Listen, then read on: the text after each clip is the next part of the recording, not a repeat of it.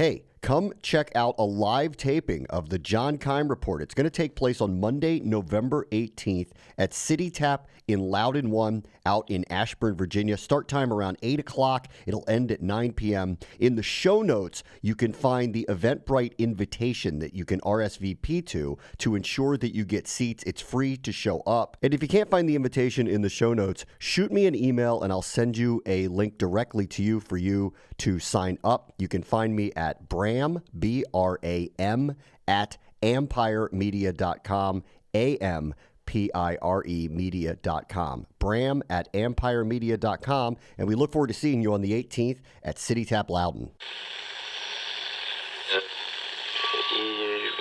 Empire.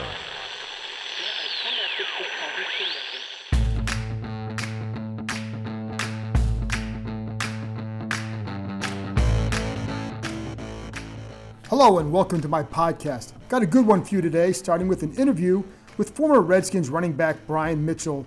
Never shy with his opinions. I wanted to talk running backs and what he thinks of the Adrian Peterson-Derrius Guice situation. What does Mitchell think should happen? What is it like being a young guy in a losing situation? Does Brian Mitchell think that this franchise will ever win? His answer surprised me a little bit. Then I have a few thoughts on Dwayne Haskins that I think you might want to hear. Finally, it's Chef Mel. I asked for questions for him a few weeks back.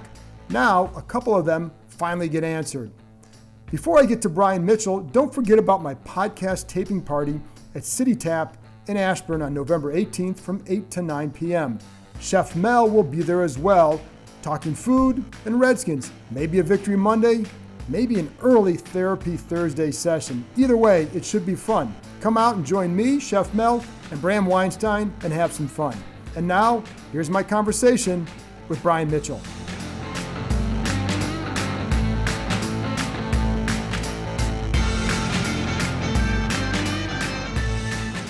So now I'm bringing in one of my favorites, Brian Mitchell, host on Team 980, listen to a show every day, 1 to 4. The thing I always like about Brian, the reason I like having him on, because even if whether or not you agree or disagree with him, his opinions come from one place, a desire to succeed and to see the Redskins win.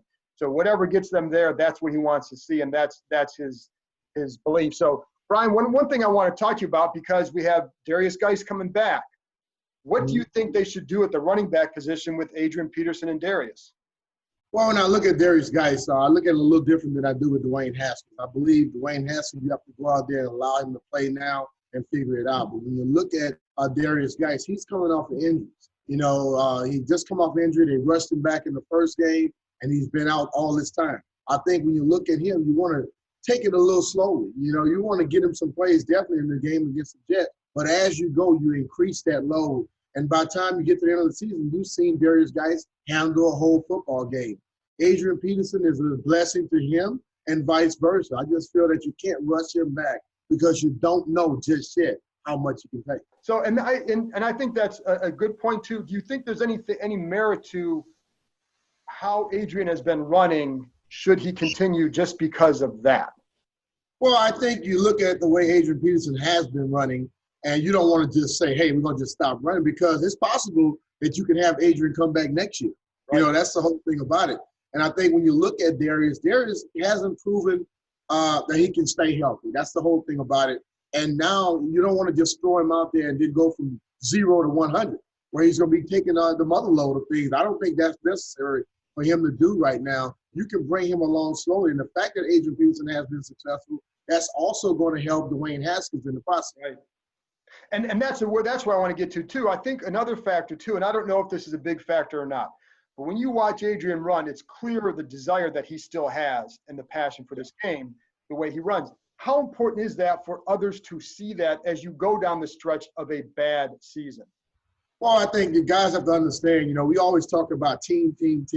But when they start looking at whether to bring you back or not bring you back, they look at your individual effort. Right. And Adrian Peterson, I think, proves that. That guy hasn't been around this long, hasn't had the success that he's had by being someone who doesn't go out there and believes in himself. And he works as hard as anybody out there. So when you look at a young guy like a Derrius Guice, you look at Chris Thompson, you got Bryce Love, who's going to be coming off an injury as well. Those guys can learn something from him. A guy in his 30s, 34 years old, still going out there putting forth that effort like that. You know, I look back at my career. I was 35 years old. I was still trying to do everything I possibly can because I wanted young guys to understand this thing is not handed to you. You know, it comes from hard work, and I think a lot of those guys have to understand that. You know, Derrius got drafted.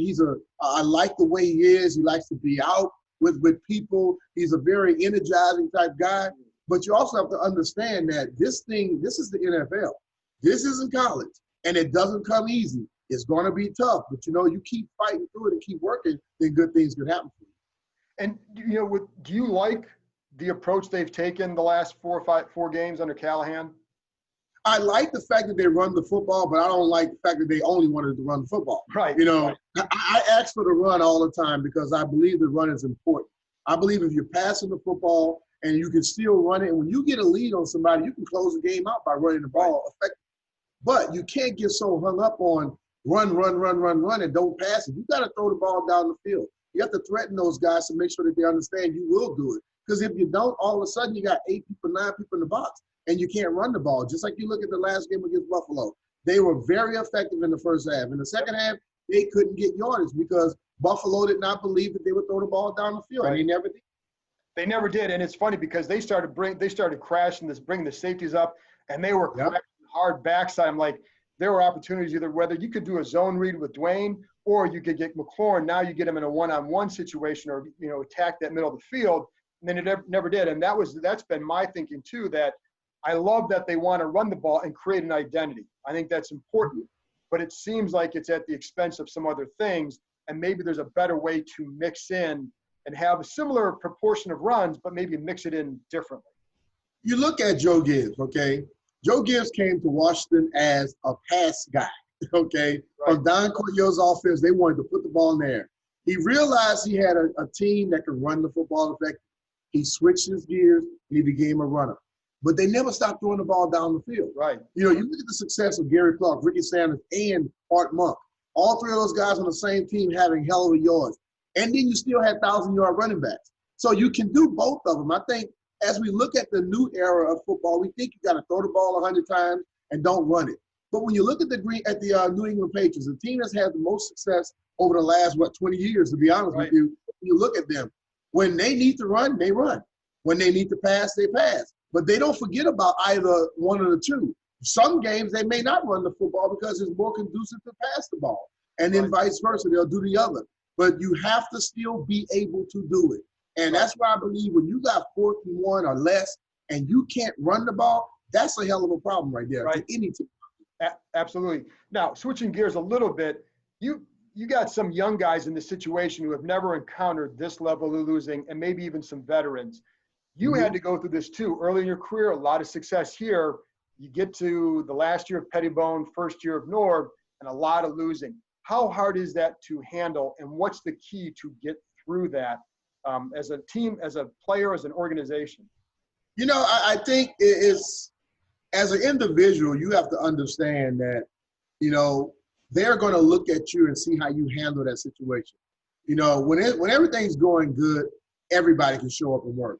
When things are going bad, is when your bosses want to see how's he going to react to this thing. So for me, I've always looked at the fact that, you know what, I want to be better the next day. I want people, when they're looking at the film, say, yeah, we lost that game, but that B. Mitch is so bringing it. Right. You know, I think I got my reputation in this town because no matter what, win, lose, or draw, I was going to try to give you my absolute best effort. And that's because of my upbringing. But when you look at the team, it's, you know, when a team is saying we're close and we're going to compete, you know, I think they make the way of dealing with that a little tougher on themselves.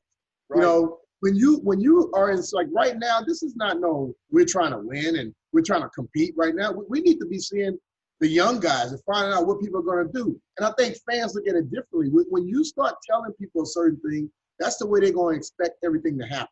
Right. You know, when you look at when you get down to the coaches, you want to keep pushing. You want to see the guys that are going to fight because you know what? The dam is going to break one time, and this team is going to start winning again. And the guys that quit when they were losing, you don't want them on your football team. The guys that kept fighting, kept coming into work and working as hard and wanting to be coached up, those are the guys you're going to want to keep around because when that thing started working out, you want those guys that have shown great character. You think they'll start winning again? I believe they will. I just think that it has to come to listen, it's going to come from the top where Dan's going to have to make a tough decision because the things that are happening in football right now on this team should not be. They should not be taking this long to get back to competing. We watch teams go from worst to first all the time. We'll get a little spike and then we drop right back down. Right. We need to get some consistency. And what I've always felt is that when I look at teams like the Ravens and I look at the Steelers and those teams, no matter what, they went with a team concept, not with a coach concept. And the problem that I've seen with this football team over the years, every time a coach comes in, we change our agenda. We change the way we do things. Okay? You look at the Steelers, they run that 3-4. Okay? They run a certain style of offense, and every coach that they hire will be of that ilk. Look at the Ravens, the exact same thing. But then the Ravens, now they get Lamar Jackson. They say, we have a super talent here. Let's adjust the offense to make his talent even better. But defensively, they still do the same. We've been running the 3-4 since Shanahan rolled in here with the mindset that, it's going to make special teams better. And the Patriots do it. Did we have 3-4 personnel? No. Do we have 3-4 personnel now? No. But we're still running it. Why? Because somebody said it. But what we should do is get back to when we had the glory years and try to keep that type of personnel grouping going. And all of a sudden, it's not hard to come back. When you're going 3-4, 4-3, flipping up, doing all type of – now you got to find that type of personnel. If you had the same style all the time and have people fit into that, then you can have that consistency going. And that's an organizational philosophy thing, too. My other problem with the 3-4, I feel like they haven't had the talent. And I haven't been so much against it as much as it is the people they're bringing in to play it. But it's also the coaches you have coaching it aren't always 3-4 guys. They're kind of a mix and all that. And I know, like in Pittsburgh, Dick LeBeau, he knew, and I talked to players who played for him that said he not only knew the 3-4, but he knew the rules of it. So he could, there are rules off of everything, so you can adjust because, the rules here too often, it's like you can teach the 3-4, but do you know all the rules off of it? And if you don't, and it's changing, it leads to confusion. So that's – It does. Yeah. And so – I think ultimately, John, is just that, when we look at, you talk about coaching the 3-4, but let's look at just coaching up the players. How many players have left here and went somewhere else and you go, damn, we had that under? We just look at it. The kid just went to Green Bay. Yeah, he's playing. He wasn't doing that here, And what is it? It's something about, listen, I know, I believe in motivation. I believe in the drive. I believe when people say certain things and you can get certain things from it, that's the way that you react. And I just feel that somewhere, somebody's not motivating these guys enough or getting into their head to make sure they understand this is life or death in the city. That's the way I look at it. You have an opportunity to put your family and put yourself in a position financially because you're playing a damn football game. Right. And a lot of guys don't take it that serious. I've noticed where guys want to have all the great things that come from football, but they're not putting in the great work. Right. And I think somewhere coaches got to get that message to them. And also coaches got to lead by example. Hell, you couldn't outwork Joe Gibbs. You can't outwork Bill Belichick. And that is why I think those teams were so successful. And I think that's a big key going forward, who they hire as the coach. Last topic is Dwayne Haskins. Now they're obviously going with him because the record is what it is. You've been in that situation too where Keith Schuler and Gus Frerotte had to play, even if John Freese was a better quarterback at the time. What's that like for a veteran going down the stretch, knowing that, you're playing the young kid, because obviously he's the future of this franchise or a big part of the future, but you also want to win. And, is this guy that gives us the best chance, even if it's the right decision? What is that like for a vet? Well, I think every one of those veterans on the team understand where they're at right now and understand that this team is a loss. This season is a lost season. Right. And they also understand that the team is going to start trying to get ready for the future. But it goes back to what we talked about a little bit earlier. Adrian Peterson, the way he works right now. He doesn't look at the season and say it's over and he stops working. Other veterans have to understand this. In other businesses, you write all your stuff on a piece of paper. In the NFL, your resume is your film. So every time you step on the practice field or the football field, you have to realize that I'm not done. I don't want to be done, and I want to put the message out to the people that I can still get this done. Because in my mind, I think coaches much rather have a guy who's already been through it and understand the rigors of the NFL, who's also proven that they can be depended upon. Right. Then just find a young guy who You don't really know, but you think. If a guy keeps working hard and having success, you want to keep him around. So the veterans still have something to play for. And I think, Dwayne Haskins, they understand this kid can play. And when you start listening to Urban Meyer talk about it, Urban Meyer believes he's a better passer than Burrow. I know Burrow is a new hot thing, but when Urban put those things out there, we need to start trying to dig into what Dwayne Haskins can do. Since he's gotten here, I think the whole thing came down to everything was like a knock. Well, he can't get the food, he can't this, he can't that, which I consider, I hate when those narratives get out there. Coach him up, put him out in situations and allow him a chance to go out there, at least give him a chance to fail. If you never allow him to fail and people keep thinking more negative stuff about him, he's failed before he ever gets started. So I'm happy that he's getting an opportunity. And I think a lot of older guys are going to pull behind because a lot of times those young guys can ignite a little bit more energy than the older guys do. Sure, and it's funny you say that the failure. I think that Giants game may have been a eye-opener for him because that was some failure for him. And it comes from that. And the other thing, and I agree with their decision to play him. I think you got to get him out there, even if he has a lot to learn. I think he needs to build a foundation. This will help him do that. I think the other thing to keep in mind for people, if Dwayne had, all the love for Burrow, and I'm an Ohio State guy. I love Joe Burrow. I think he's done a great at LSU. Tua's looked really good at Alabama. What would people be saying if Dwayne Haskins had gone back to Ohio State?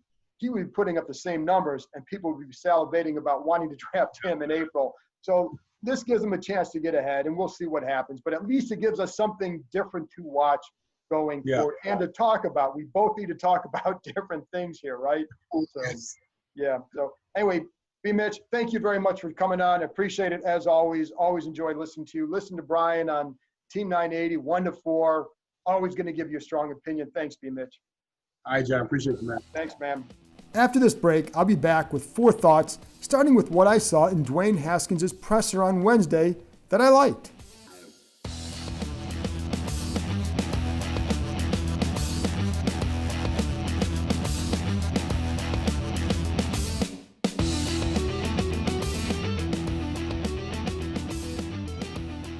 Welcome back. Now it's time for 4 observations, including one on a receiver I want to see more of. Number 1, I liked what I saw and heard from Dwayne Haskins at the podium during his press conference Wednesday. There's a different body language that is emerging with Haskins, and you may recall me talking about this in the past. Veterans noticed, coaches noticed, agents that I spoke to who were at games definitely noticed. Lately, it's been much better. I know it shouldn't matter whether he's playing or not. If you want to be the leader at quarterback, you have to take a certain approach, and this is part of it. You need to sell to the veterans that you are the guy they can follow. If your body language is a certain way, that's a hard thing to accomplish. It was noticed. It's all part of playing quarterback in the NFL.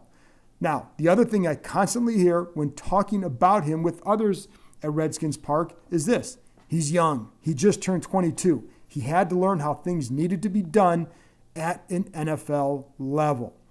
This is why I say it would have been good for him to sit behind an Alex Smith type for a year. I know Smith is around, but he's hurt. And the other quarterbacks, Colt McCoy and Case Keenum, are journeyman types.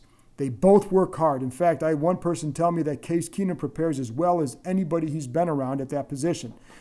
Those guys have put an awful lot into it. But when Dwayne Haskins sees them, I think what he sees are guys that have to work a certain way because they're just not as talented as he is.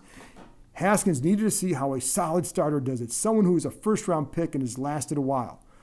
Maybe Smith comes back next year. Who the heck knows? Anyway, what I liked is that Haskins said he knows that the veterans watch his every move, and he's right. He's saying the right things. He's projecting a different confidence. It's a good start for him, and it's been like this. My understanding is that a flip was almost switched. But I don't know about a flip was switched. That might be going too far, but that there was a change or an improvement, I should say, in the approach as of a couple weeks ago. I talked to Terry McLaurin about this, and his comment was that 3 or 4 weeks ago, he started preparing as if he was a starter. Now, you can say he should have been doing that all along. It's the part of the maturation process. But the good thing is he was doing it. And I think you saw a different level of confidence during the game, even though only scored 9 points against Buffalo. I think you saw it before that game. I definitely saw it on the field. I think you saw it at the podium afterwards. And I think you definitely saw it on Wednesday. Number 2, when the games come, I'd like to see the Redskins put Haskins in more favorable spots.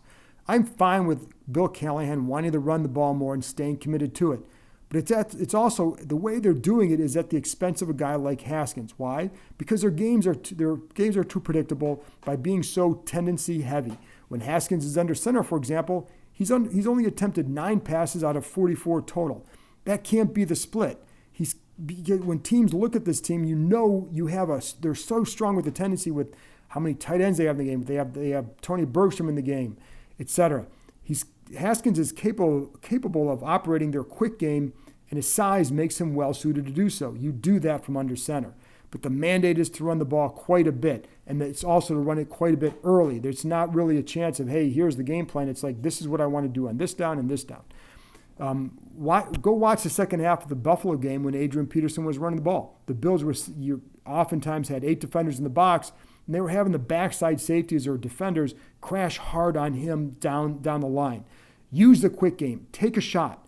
Throw some slants. It's all there. Don't become so run heavy on first and second down. And right now, I'd say it's about 70%. The Redskins do not have the personnel to win by being predictable. They get to third downs, they're relying on Haskins to make a play, and he's just not at that point where he can do that all the time. I also don't think they're going to open it up too much this week against the Jets. My understanding is that the play call list against Buffalo was rather thin, as they only used plays that Haskins was comfortable with. And like I said, and I was told there was a lot of day one install stuff. That's fine. What they did is they put him in with plays that he's comfortable with. I don't know how much more they're going to add this week. Maybe they'll add a couple more, but I do think there are ways to make him more successful, even with the playbook the way it is right now. It's just a matter of mixing it up a little bit better and using some more of the quick game, taking a shot or two. He's only thrown 2 passes of 20 or more yards in the air. That's got to change. Number 3, one guy I'd like to see more of based on how the Redskins are playing right now is receiver Kelvin Harmon. He's been playing, so it's not like they haven't used him, but he's a guy who can help because of his physical style at the line. Paul Richardson, who also plays the Z where Harmon plays, is not as adept at getting off press man coverage, and that throws off the timing of plays. Richardson has been a guy that Haskins has been finding because teams are taking away Terry McLaurin, but I think what Harmon does, he doesn't get moved around off the line. He also can use his size to win on some of the slants in the quick game. That could be a big help. He's not Pierre Garçon at all, but I liked how they used him on the screen in the red zone against the Bills. He's a guy who can make strong runs in traffic because of his size. I'd like to see more of him out there. Number 4, I don't know how much Adrian Peterson and Derrius Guice will be used together, but I know that other teams have used 2 running backs like this quite a bit. Look at Cleveland last week with Chubb and Kareem Hunt. That was very effective. I think Chubb's runs with Kareem Hunt in the game was a lot more effective. Hunt's a very good blocker. I do think Guice could be effective in blocking at times for Peterson if that's what he must do. I also think you could be effective in the screen game and some of the RPOs with both these guys on the field. I think with Peterson running a bubble one way, Guice running a screen the other.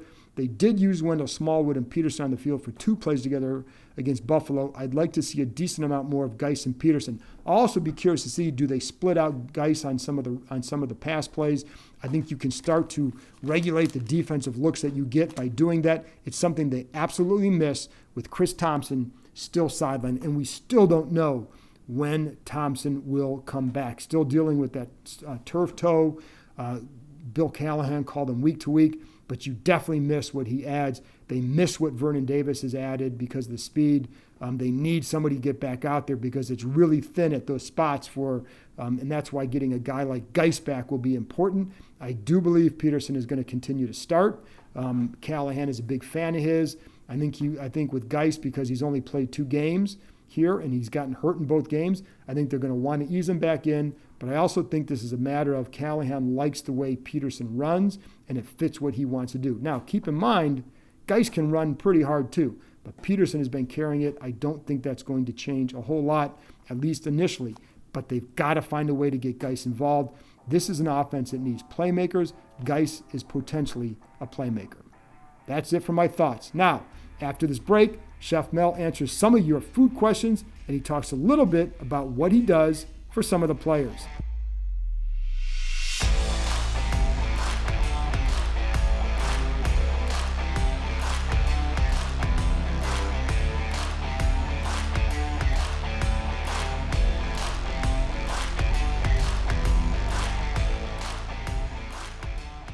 Welcome back. Now it's on to Chef Mel. Get him for all your catering and needs and all that. Highly recommend it. Anyways, Mel, I want before we get started I want to talk about what you do for some of the players here and the food you cook for them. But I do have 2 questions from readers, and I want to start off with that. So, at Big John 1906 wants to know. Big John 1906. Turkey, first of all, fried or oven baked? Oh man, you gotta go fried, John. If you want to have a good, moist, flavorful turkey, you want to go fried. Like, I'm looking forward to frying a lot of turkeys this November coming up right now, and I really want to enjoy it. What's for you the fried? What tips would you give him to make sure it comes out right? Oh, make sure that that damn turkey is thawed out completely. Yeah. Big troubles. That's the number one. And then make sure you season it the way you want to and inject it and everything. Put all your flavors into it, and then season it after it comes out of the grease. You want to add a little bit of seasoning on top of it, and just let it stick on there for the flavor to just sit on top, and you good. Okay. Now his other question is your best sleeper side dish for Thanksgiving. My best sleeper. I don't know. That's a good question right there, John. I have to get back with you on that one. Well, give me what are some of your go-tos? My go-to's gonna be always the mac and cheese and the sweet potatoes. And I love the sweet potatoes. Oh man, you gotta have the sweet potatoes. And believe it or not, man, I like cranberry. Do you? Man, I love some cranberry sauce. Just like a little cranberry sauce, man, with the with the turkey and everything. I agree with that. I'm a big fan. Some reason why, it just around that time, it just goes with the holidays. It does. I just gotta have that. It just makes it Thanksgiving. It does. I agree with that. Okay, the second one at Virginia Statesman 7. Question about smoked wings, and he says that he loves smoked wings, but he has trouble with them. He said they end up drier than he'd like, so he wants to know he doesn't know if his temperature's off or what. I can tell you right now, your temperature's off. Your temperature's off, and you got to sit here and just go back over it. And it's a lesson, man. You got to go back and just go back into your smoker and just keep on, testing out your timing of what you're doing wrong, and you'll be okay.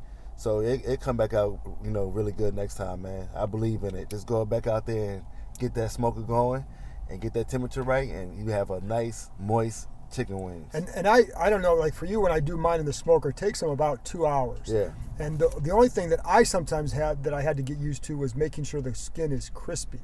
That was the one thing, and I think you want it to be crispy. You want to have the flavor crispy. You want to have all those different things. I just had a conversation with somebody about wings. I you want your wings to be crispy at all times. You know what? Like, I had some wings. I can't say the place it was, but it tastes like it was like broil baked, and it wasn't my go-to. So I love some chicken wings. But yeah, so my answer to you is to basically just watch your temperature, play with it a little bit. It's trial and error, and that's what happens. You're not always gonna make the best, wings or the best, food sometime with that. You just gotta go back out there and do it again. And I think the other thing too with the smoker, because the temperature can kind of fluctuate a little bit. Oh man, to me, like monitoring it closely with the wings is a must. And what I'll do too is I rotate them a little bit throughout, so that way pull them off early. Pull them off early. Put them off a little early. If you feel like they about that, put them off early. I get the little. If I'm just to be careful, sometimes I would get the little thermometer, stick it in there, and get a couple. And definitely time it too, John. You got to time your food, especially when you're dealing with different things. You want to make sure, all right, it took this time. Sometimes you can't really guess it, but you kind of gotta okay, put a time on it. It's going to take about an hour, 2 hours. And then you check it out every time. Right, and that's what I do. And his last one is, do you have any tips or sauce suggestions, not buffalo style? Oh man, it's all about the sauce. Well, man, with my sauces, man, I put smoked paprika, different ingredients in there just to bring some flavor, especially in my barbecue sauce. I add seasonings to that too, so I definitely add some extra seasoning to it. So what you like to do, John? I got my go-to for my kids that they love is the butter garlic lemon, but man. Also with that's what you need right there. The stuff you put on fish. I'm drawing a blank. Hey, look, I'm fill in the blank. Lemon pepper, no, not lemon pepper. Parsley. No. The unbelievable. We're gonna get back to it. John came up with a blank. Sometimes it happens like that. He just. Hey, look, got caught on the audible right now. It's the stuff that you put on fish, you put on shrimp, you put. You got me thinking now, right now, John. I came up with a blank. Old Bay. It's Old Bay. I can't believe I forgot the Old Bay. Man. This is what I'll be honest, Mel. This is what happens covering this team. You have those brain farts or whatever you want to call them. That was bad. That's the worst. That was a bad one, man. That was terrible. But I will say, it's the Old Bay. So what my go-to that the kids love is you put Old Bay on it. With the lemon and garlic? Not yet. You put Old Bay on it. Then you melt the butter, stick of butter with Old Bay and some lemon, and then you drizzle that on the wings, mix it up, put them on the grill, bring them back off, put on some more of the Old Bay, and then a little bit more of the sauce to drizzle on them. That's what the kids like. And then I have another one too that's just like a southern rub. Hey, but I that's want some the of one. them wings, man. Those are good. So, all right, now we got that. I can't believe, man. That was horrible. You guys listening just heard that. That was bad right there, John. Man. You had my brain going, man. I had my brain going. All right, but I wanted to ask you before we get out, you do a lot. You cook a lot for players. And one of the things is you talk a lot about cooking healthy for them. Well, first of all, how many players do you cook for here? I have a variety of different guys, man. Guys come to me and, here and there, whatever like that, and just want to eat healthier and want to stay injury prone. They don't want to trying to avoid injuries. And they want, then they want to watch their weight as well. So it comes in the play of just eating healthy and just staying in shape. And I'm going to get to more of this some in the later episode. But what are some of the healthy foods that you say this is what I cook for them? And like, what are the things? One of the things I try to always push the super greens on them. Super greens and like basically spinach, kale, those type of things that actually could benefit them. Blueberries, like these are just fruits and veggies, things that actually like people could benefit from. The thing is, the key to being healthy is just basically like putting things in your body that are actually going to help you, not hurt you. I love fried chicken. I love all the starches and different things, but some of the things you don't need on a daily basis and stuff like that, especially if you're an athlete. You kind of want to just balance it out. Now, some guys could, they body different. They actually can stand the meat and potatoes. Some guys, they just want all veggies, and I don't blame them. Right. And so, with how much. Because I know, like, the blueberries are great for inflammation. Yeah. And I eat a lot of those, too. That's the thing, too. Like, so, like, if you say you do get injured, what could help you injure, like to get back on the field faster, is by what you eat. Helps with the inflammation and everything, get you back, right back on the field, just like that. What could get you set back a little bit is what you're eating. Absolutely. If you eat fried chicken or something like that, anything that could set off the inflammation that makes it worse, it could really be bad for you. I look forward to the day when fried chicken You is don't gotta be an athlete. You just want to just. Right. I'm trying to tell you, like, it can happen. You're like, man, why my legs swelling up? It's what you just ate. Well, it is, and that's why, like, I eat a lot of the blueberries for the inflammation and shoulder issues, whatever. Man, so that's a big deal. But so you eat the kale and all that. Who's been your longest client out here? Oh man, I've been with different clients, man, all the way around. But right now, I can't even say right now. I'm just stuck on that. It's a bunch of new guys. Yeah, okay. All right. But I want to get in later episodes. I want to get into some more what you do for them. But for now, let's call it a day. Now I'm going to have to go back and feed my brain because I need some more help here. How's that? Hey, man, me too, John. All right, Mel. Thanks, man. Welcome. That's all for now. Thank you to Brian Mitchell and Chef Mel for joining me. As always, thank you for listening. And don't forget about the November 18th podcast taping party at City Tap in Ashburn from 8 to 9 p.m. Come out and have some fun. Hey, come check out a live taping of the John Keim Report. It's going to take place on Monday, November 18th at City Tap in Loudon 1 out in Ashburn, Virginia. Start time around 8 o'clock. It'll end at 9 p.m. In the show notes, you can find the Eventbrite invitation that you can RSVP to ensure that you get seats. It's free to show up. And if you can't find the invitation in the show notes, shoot me an email and I'll send you a link directly to you for you to sign up. You can find me at Bram, B-R-A-M, at ampiremedia.com, AMPIRE-media.com. Bram at ampiremedia.com. And we look forward to seeing you on the 18th at City Tap Loudon.